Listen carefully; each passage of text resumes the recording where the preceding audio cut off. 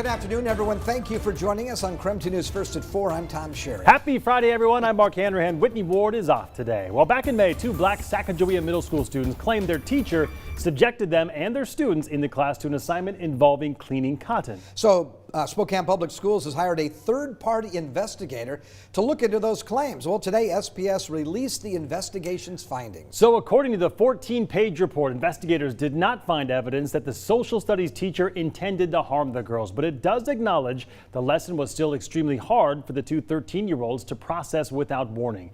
The report also found evidence that each student in the class was given cotton with the intent of experiencing the difficulties of cotton cleaning prior to the invention of the cotton gin. The mother of the 2 students expressed her concern with the assignment to the principal assistant.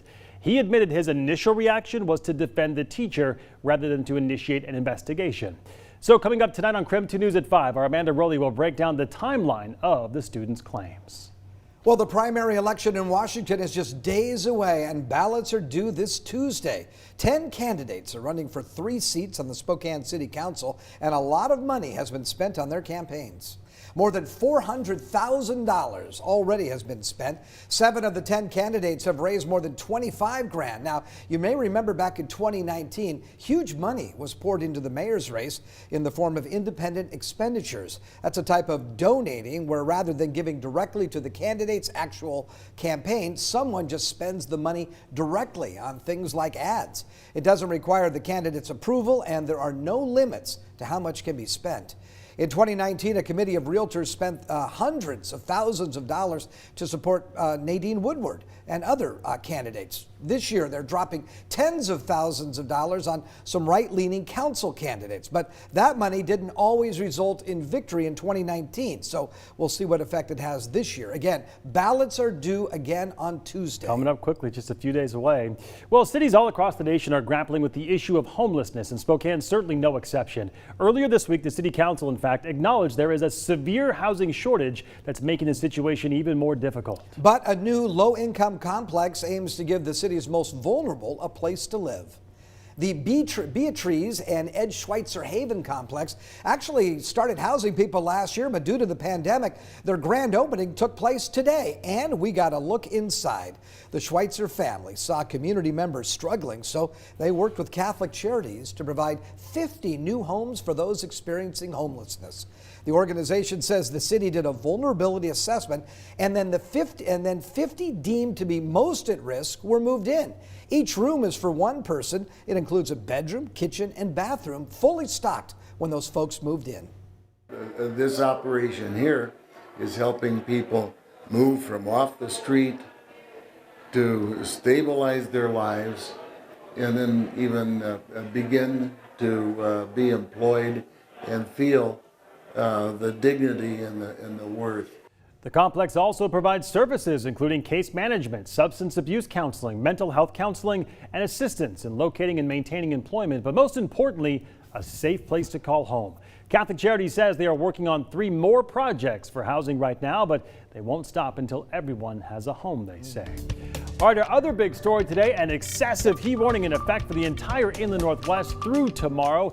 We are expected to have temperatures in the upper 90s. And Tom, my goodness, the hits just keep on coming in terms of the scorching weather. When will we see any relief from this? On Sunday and then next week. And it's not only upper 90s we're talking about, lower 100s. Take a look at this. Everywhere you see shaded in red, including Spokane and Coeur d'Alene, that's where the excessive heat warning is in effect until Sunday evening. A heat advisory in effect looking for western Washington as well as the upper and lower Columbia Basin and the Yakima Valley. And because we think we're going to see some wet weather move in late Saturday night and Sunday in the form of thunderstorms, we have a flash flood watch in effect in areas of north central Idaho. Air quality right now is still moderate, but it is hazy. You can see the AQI right now is at 87. We do expect it maybe to get into unhealthy for sensitive groups sometime over the weekend. Well, there it is, Mark. 100 degrees right now.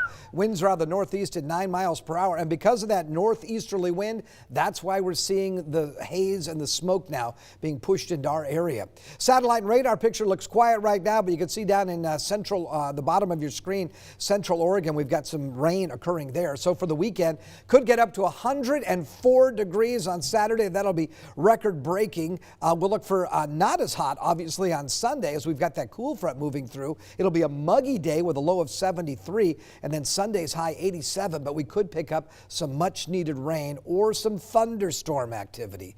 So with this excessive heat warning, we could be experiencing more record high temperatures this weekend. We're going to go outside now to meteorologist Thomas Patrick to tell us about the heat records we've already seen this year. Yeah, Thomas. Tom, and I'm focusing on not just the daily record highs, but even the months and the season as a whole. And it's not just these peaks of high temperatures that have broken daily record highs. It's just been constant heat, both during the day and even mild nights as well. This is this month already, each day plotted versus average. And so far, 24 of the 29 days have been above average, and only 4 of them have been below average, 1 exactly at average. And the July as a whole has been, our highs have been almost 91 degrees on average. The month as a whole, almost 77 degrees. That's an average between the highs and the low temperatures. This is on pace for the hottest July on record in Spokane's history. Last month, it was the second hottest, only just a fraction of a degree shy